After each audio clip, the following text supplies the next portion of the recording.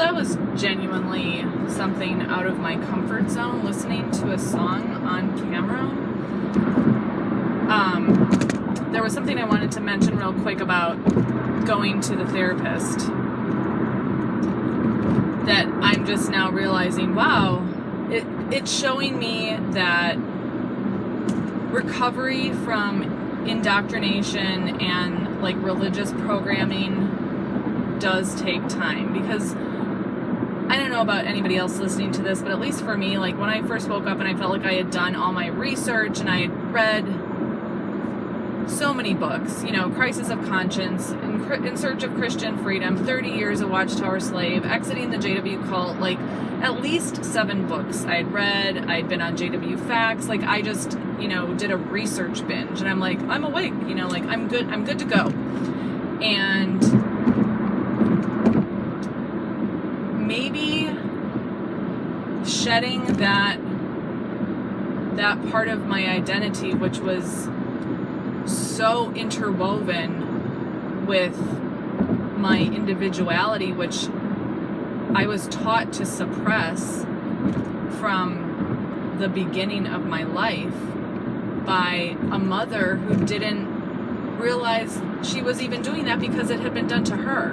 Like it's not my mom's fault.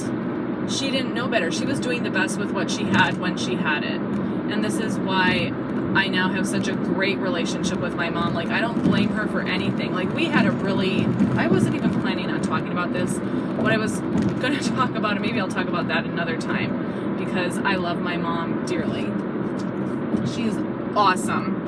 And I would love to introduce her to y'all on my channel, but that's for her to choose, for her to decide.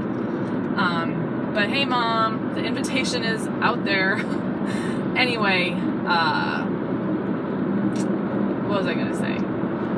Oh, so I'm at the therapist's office and we're just doing like basic intake, like why did I come to see her? What are like the issues I'm having?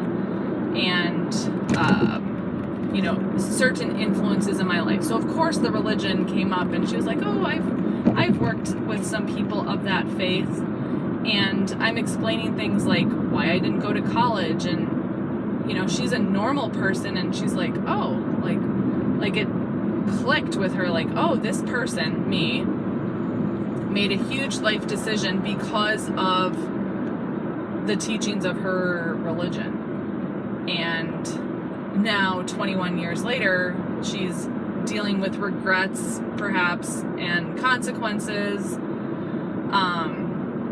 Yeah.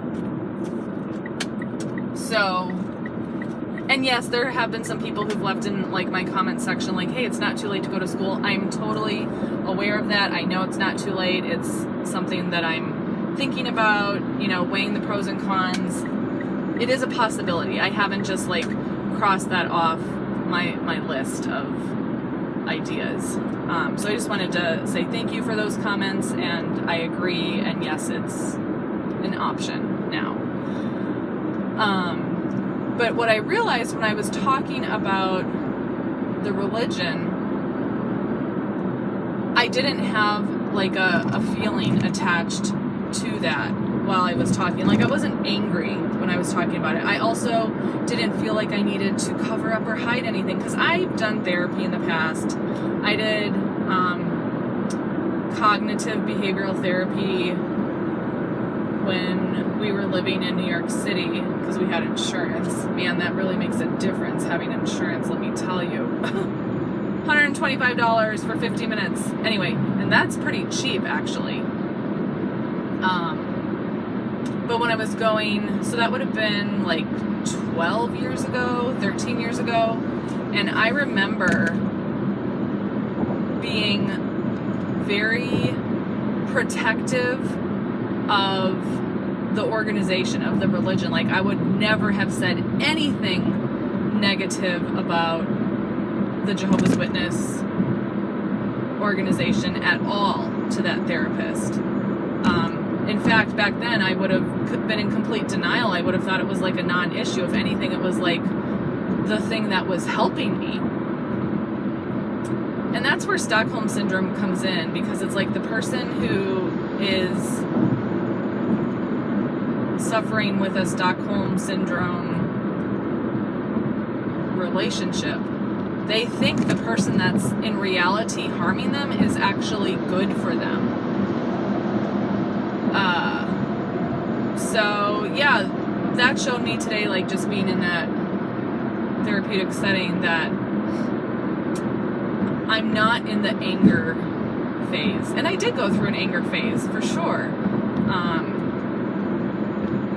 But I don't feel angry. I just want to, like I said, move on, grow so I can help others, build bridges, help those who can like be on the bridge, even if I can't like be on the bridge, tell them, hey, this is how you assemble a bridge. And these are like the booby traps the organization is going to set up to try to sabotage your efforts at building bridges with Jehovah's Witnesses, so that they can choose. And hey, if you want to stay on the island of Watchtower, that's fine. Just make like informed consent. We didn't have that. So we want the next generation and those to come possibly to have genuine informed consent. So yay to being able to be free in my speech with therapy, because I always knew, like when I went in the past, that it only works if you're totally vulnerable and transparent and honest, because if you're lying to a therapist, how can they even help you?